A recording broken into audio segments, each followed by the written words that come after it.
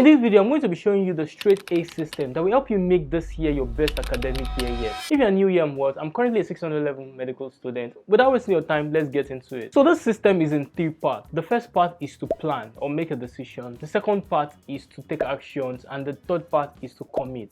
And that is also the sequence this video is going to be following.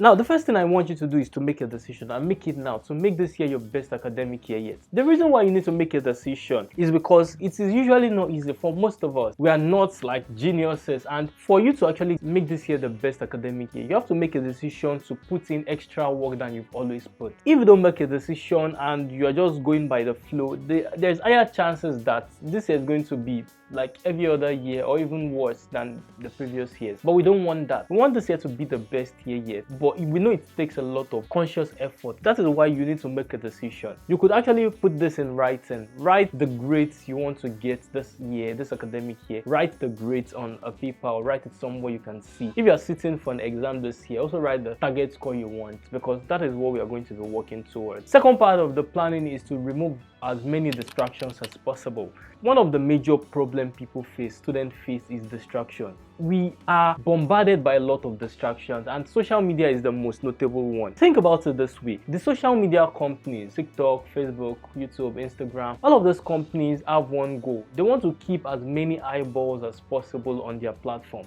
This is how they make money. This is how they generate revenue. So they reward things that keep you attracted, that keep you attached to the platform, so that they can generate more money. And that is actually affecting you, because a lot of young people spend a lot of time. Now it's becoming like some sort of sickness, not being able to actually control the urge to always be on this platform. I'm not asking you to completely go off social media. If you are completely off social media, you probably not see this video as well. But what I'm saying, and this is what I'm as well doing, I'm reducing the number of social media apps I'm using at a time. I wonder why an individual will be using all of the social media apps at the same time. You're on Thread, Instagram, Facebook, WhatsApp, Snapchat, everything. They really don't just have time to do creative and meaningful things, because they're always jumping from one app to another. So what I'm going to advise is this: reduce the app. You could go the length of deleting some and keeping some, and for the ones you have to, try to reduce how much time you spend on them. That time will be put into studying or doing something more productive. The third thing to do is to have an accountability partner or group. This is very, very helpful. We are more likely to achieve a goal when we are accountable to someone or to people. When you've made a decision, find someone around you that is also ambitious, that wants to have the best academic year this year, and so of you agree that okay, this is what we want to achieve this year, and we're going to keep each other in check. Another thing you could do is social accountability. I'm telling you now, I'm committing to you now that I'm going to try my best to make this year the best academic year yet for me. I'm telling you that now, and as the year goes by,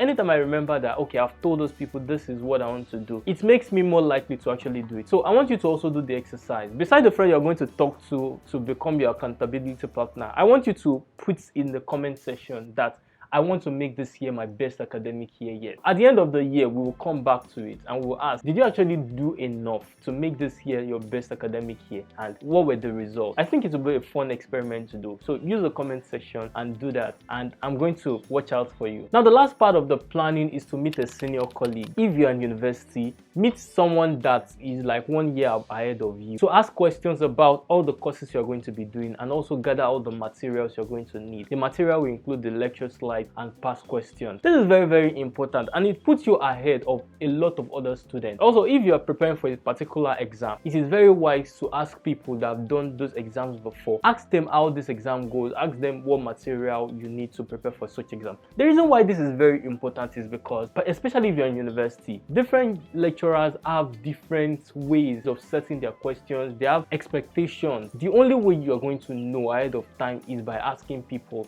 that have passed through that before. And also, when you start going to class, you're also going to see it for yourself. Second part is to take actions. And now the first thing to do here is to start early. You can never overestimate how important starting early is. When the test is coming, it makes life a lot easier. It makes you much more calmer. It makes you actually cover what you're meant to cover. It has been shown by research, by a lot of empirical research and scientific evidence, that the best learning modalities are interleaving, spaced repetition, active recall. And these 3 modalities, they actually need time. It is better to actually space your studying over a long period of time than to wait till your exam to cram. We're not just trying to get the best grade possible, we're also trying to become the best professional. For example, I'm a medical student. The thing I'm learning is beyond just my exam. The things I'm learning are actually going to translate into real life practice. I'm going to be seeing real life patients using this knowledge. I'm not just learning it to have the best possible results, I'm also learning it to be able to treat my patient properly.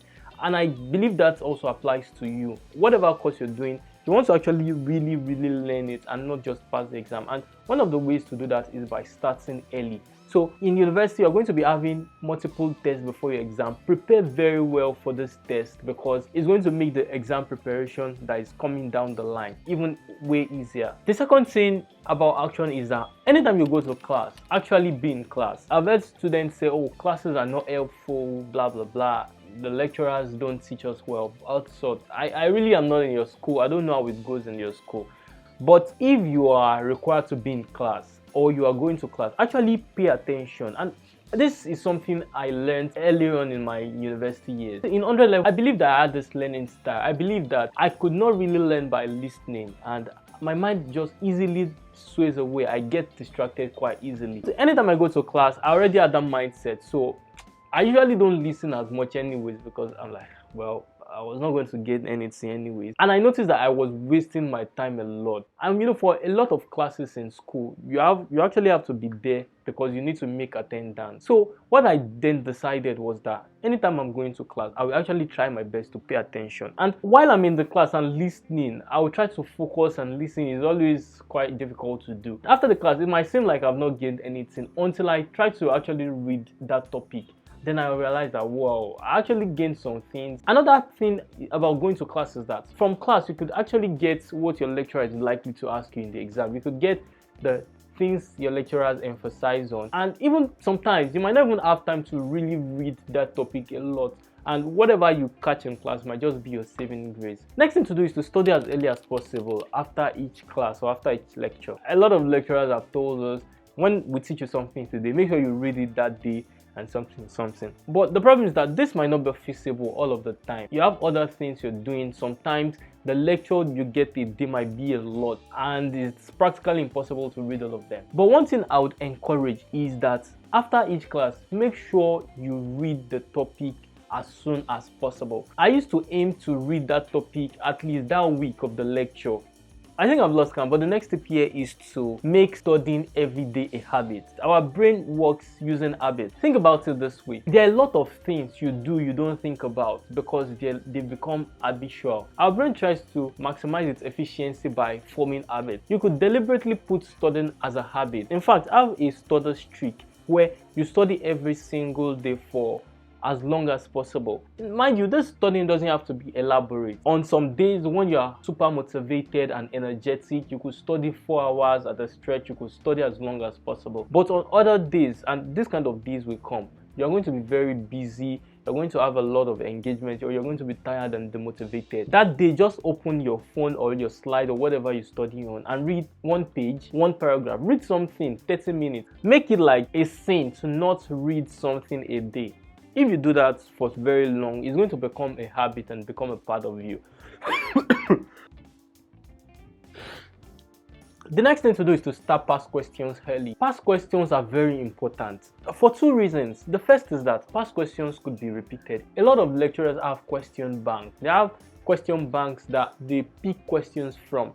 And if, for example, a lecturer repeats some past questions and you go to that exam and you miss those questions because you did not do the past question and every other person did those past questions and actually smashed the exam, how bad are you going to feel? I think you're going to feel very bad. I will feel very bad if that's the case. But besides repeating past questions, the second and the most important reason why you should use past questions is because it is actually a known, well-documented, effective way to learn. It actually helps you really learn the material. And a lot of evidence have shown this. I'm not going to go into that, but a way to use the past question is to, we've gathered the past question at the beginning of the semester. Before you've even done the topic, try to answer as many of these past questions as possible.